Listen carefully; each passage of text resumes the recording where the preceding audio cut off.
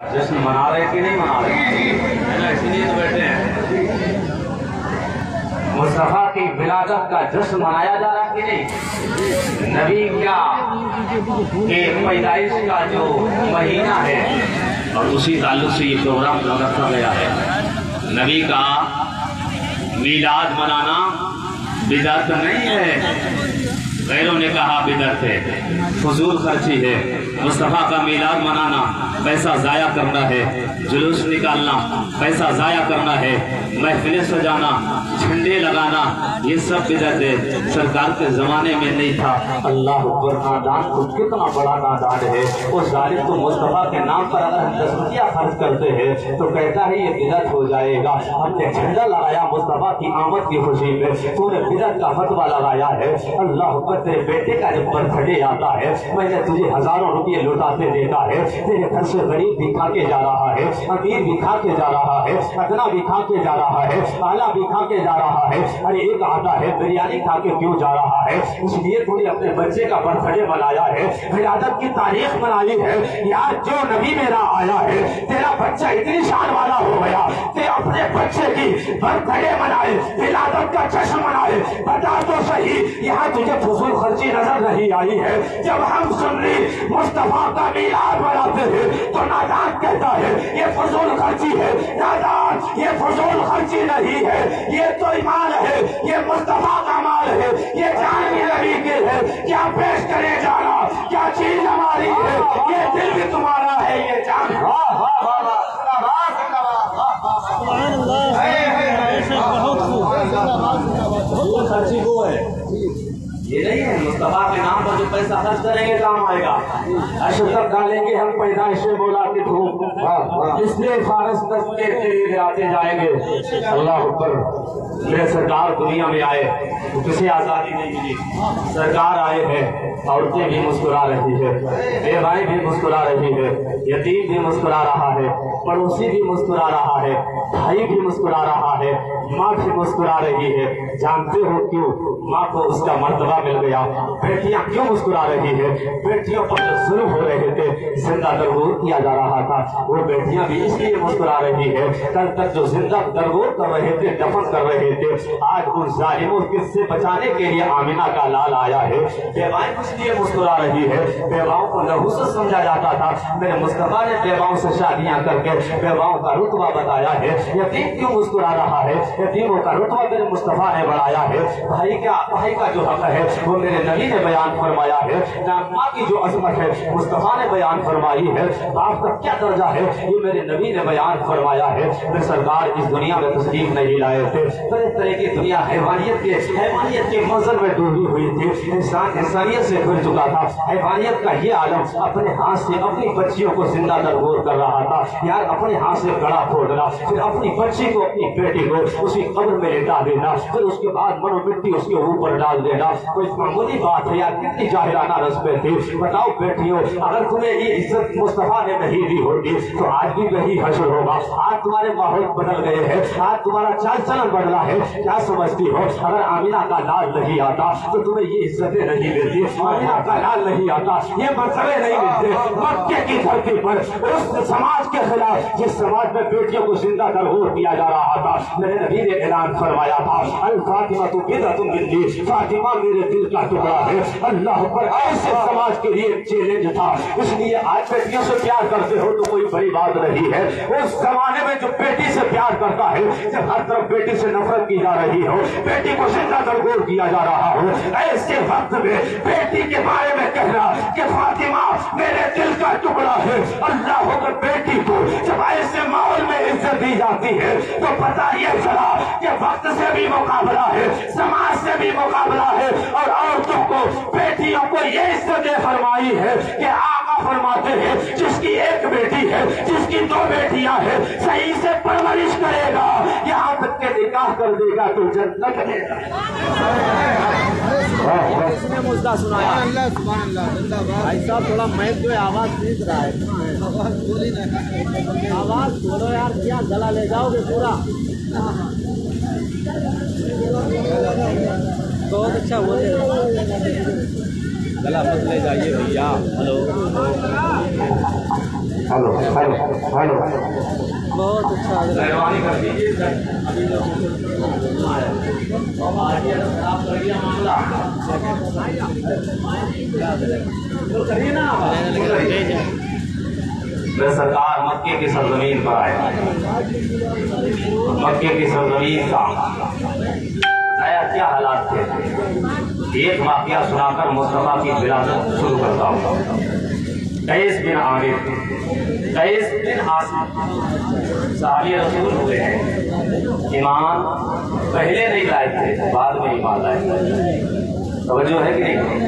नाम है कैस बिन आसिम, नाम है जो सरकार के करीब हुए और आपके पर ईमान लाए।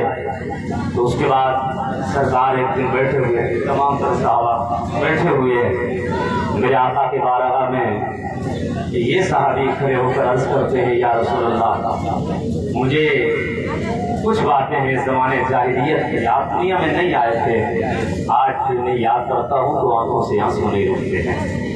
मेरे आका फरमाते हैं, क्या बात है? तो कहते हैं, आप दुनिया में तशरीफ नहीं लाए थे, मैं अपनी कौम का सरदार था और जो बेटियां पैदा होती थी मेरे हवाले की जाती, मैं सरदार था और मैं अपने हाथ से गला खोद कर उनको दफन कर देता था। अल्लाह अकबर। कहते हैं कि एक बार मैं सफर पे जाने को हुआ और मेरी बीवी हामिला से थी। कहते हैं मैंने उससे कहा कि मेरी गैर मौजूदगी में अगर ये पैदा हो, जो तेरी पेट में अमानत है, अगर ये बेटी की शक्ल में आए तो इसको मेरे आने से पहले दफन कर देना, और अगर बेटा हो बड़े नाज़ो नखरे के साथ इसको पालना।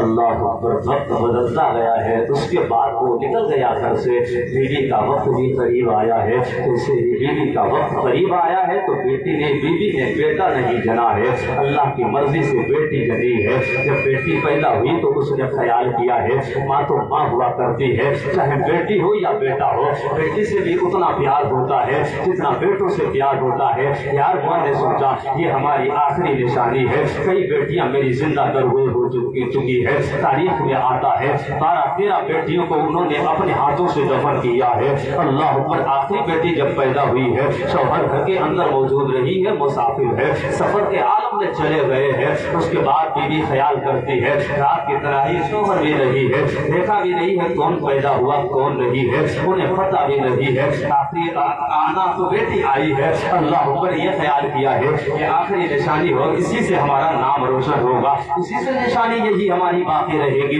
वरना मरने के बाद मुझे कौन याद करेगा। अल्लाह पर फैसला करती है, फैसला ये उसने किया है कि उस बेटी को एक पड़ोस में रख दिया और रखने के बाद पड़ोसियों के यहाँ रख दिया। रात वहाँ गुजारती थी, दिन में बुलाती थी, सीने से लगाती थी, दिन में बुलाती थी, बड़ा प्यार करती थी, कभी बुलाकर लफ्ज घुमा करती थी, अपनी बेटी से इतना प्यार करती है। लेकिन रात का वक्त जब करीब आता है तो उसको वह हिफाजत उसके घर जो पड़ोस में रखा है वही भेज कर आती है, इसलिए कहीं ऐसा ना हो कि शौहर घर में आ जाए। जब शौहर देख लेगा तो पूछेगा, सवाल करेगा, ये मेरे घर में नहुसत कैसी पल रही है, ये किसकी बेटी घर के अंदर पड़ रही है। अल्लाह पर ये मांग करती रही। तकरीबन 4 साल का वक्त यूं ही उसके गुजार दिया है। 4 साल जिंदगी जब बच्ची की हो गई है, एक दिन शौहर ऐसे वक्त में घर में आया है जो उसके आने का वक्त नहीं था, जो उसके आने का टाइम नहीं था। अल्लाह पर गैर मामूल की हालत में जब वो घर में दाखिल हुआ है तो एक बच्ची मुस्कुराती हुई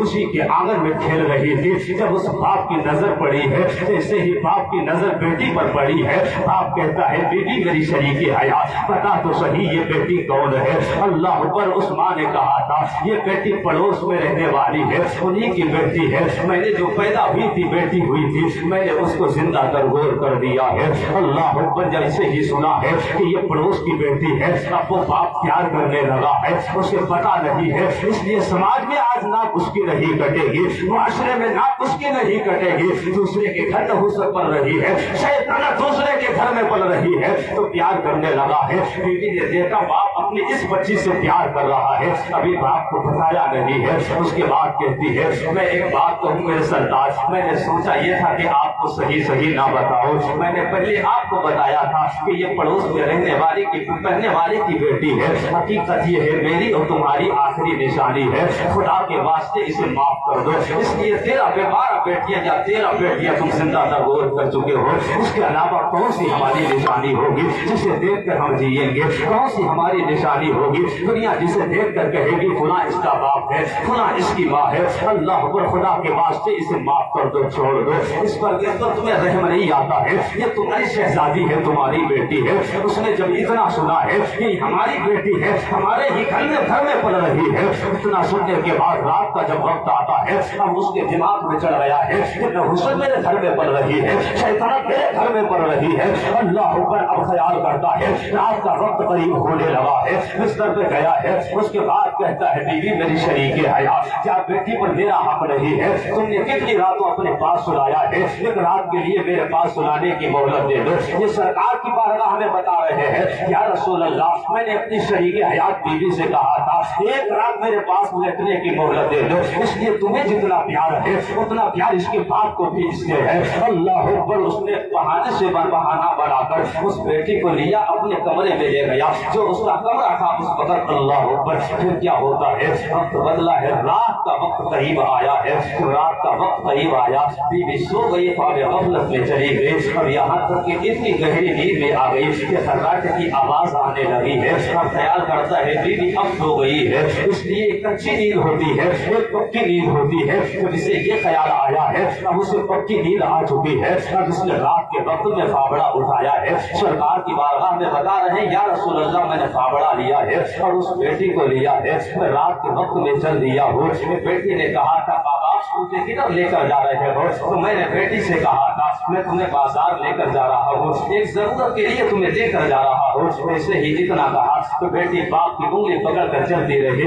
بیٹی جانتی ہے باپ میرا مہربان نہیں ہوگا، باپ ہے باپ ظالم نہیں ہوگا، بیٹی تو نہیں جانتی ہے کہ باپ تو وہ ہوتا ہے جو کرم کرتا ہے، باپ وہ ہوتا ہے جو رحم کرتا ہے، باپ اپنی بیٹیوں کی خوشی کے لیے اپنا پسینہ بہاتا ہے۔ یار باپ بیٹیوں سے کتنا پیار کرتا ہے، آج تم اور ہم بھی پیار کرتے ہیں لیکن اس زمانے کی بات ہے، اللہ پر انگلی پکڑے ہوئے بیٹی چلتی جا رہی ہے، وہ ریگستانی علاقہ ہے، کانٹے ہیں پتھریلی زمین ہے، بیٹی چلیے تو باپ کے سائے میں جب چل رہی تھی تو بیٹی سمجھ رہی تھی آج میرے کرم پر میرے باپ مجھے ساتھ لے کر چلے ہیں، ایک عرصہ ہو گیا باپ کبھی انگلی پکڑ کر چلے رہی ہے، وہ خوشی سے جھوم رہی تھی، جب اس کے باپ کو کانٹا لگنے لگا یا رسول اللہ جب میرے کانٹا لگتا تھا میری بیٹی کہتی تھی بابا کیا ہو گیا ہے؟ اللہ کو کہتے ہیں جب میں پہنچا اور وہاں پہنچنے کے بعد فابڑا اٹھایا ہے، زمین پر کھدائی شروع کی، میری بیٹی کو بڑی تکلیف ہو رہی تھی، اس لیے بابا اتنی محنت کر رہے ہیں، بیٹی کو اتنی تکلیف ہو رہی تھی کہ میرے باپ کو اتنی رات کے سناٹے میں اتنی محنت کا کام آ گیا ہے، وہ سمجھ نہیں تھی کوئی کام کرنے کے لیے آئے ہیں، ننھی سی بچی کیا جانتی ہے آج اس کا باپ ظالم بن کر آیا ہے، اللہ اکبر، بچی یہی سمجھ رہی ہے یہ باپ ہے تو مشفق ہوگا، یہ باپ ہے میرا تو کرم کرنے والا ہوگا، اللہ اکبر۔ بیٹی جب دیکھتی رہی ہے اس کے بعد قبر کھودتے جا رہے ہیں، یا رسول اللہ میں نے قبر جب کھودی ہے تو اس ننھی سی بچی نے اپنا آنچل اٹھایا ہے، آنچل اٹھانے کے بعد میرے قریب میں آئی ہے، آنے کے بعد کہتی ہے بابا بڑی محنت پڑ رہی ہے، آپ کے ماتھے پر پسینے کا پسینہ نظر آ رہا ہے، اس نے اپنے دوپٹے سے میرا پسینہ پہنچا ہے، اللہ اکبر۔ یہ بیٹیاں ہوا کرتی ہے کہتے ہیں یا رسول اللہ جب اس نے میرا پسینہ پہنچا ہے تب بھی مجھے کرم نہیں آیا، تب بھی مجھے رحم نہیں آیا، میرا دل نہیں پسینہ آ رہا ہے، مجھ پر رحم نہیں آیا۔ اس کے بعد میں نے کیا ہے جب قبر تیار ہو گئی ہے بچی کو اٹھایا ہے قبر میں لٹایا، جب سے ہی بچی کو قبر میں لٹایا ہے اس کے بعد بچی کے جسم پر مٹی ڈالنے لگا،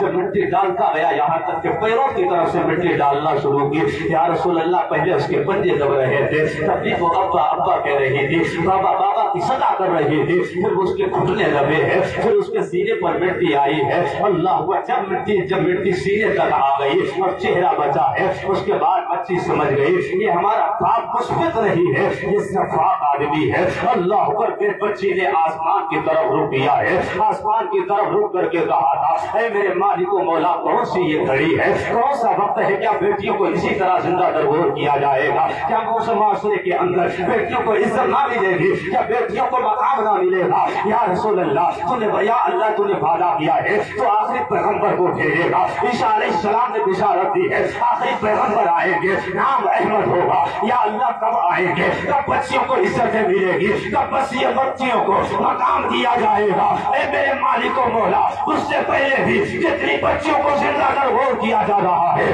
اللہ اکبر, اے میرے پروردگار عالم, اس سے برا اور کون سا وقت آئے گا؟ مولا تو اس حبیب کو بھیج دے, آمنہ کے لال کو بھیج دے. بچے سزا کر رہی تھی, باب اجابت سے اس کی سزا ٹکراتی ہے.